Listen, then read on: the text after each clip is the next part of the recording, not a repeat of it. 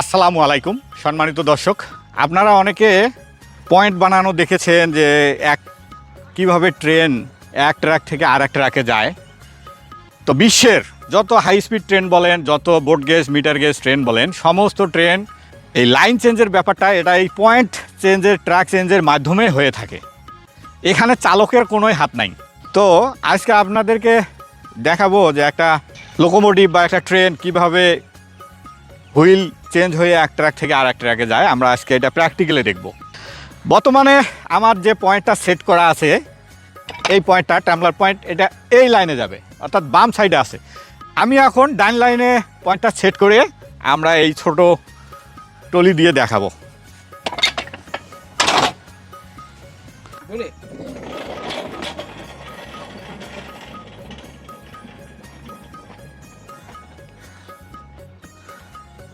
ট্রলিটি line change হয়ে এই লাইনে গেল। তো এইটা মূলত হয়ে থাকে এইভাবে। এখন যদি এটা রাইট পজিশনে আছে পয়েন্ট, এখন যদি পয়েন্টটা উল্টানো থাকে, এটা হচ্ছে ভুল পজিশনে আছে। এখন আসলে এখানে এসে সমস্যা হবে, ট্রাকে আসবে কিন্তু এই জায়গাতে এসে এই চাকা থেমে যাবে।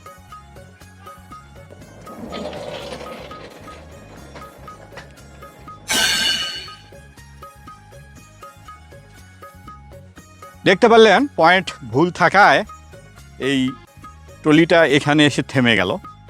এটা সঠিক পজিশন করলেই পরে ট্রলির চাকা এদিকে আসবে।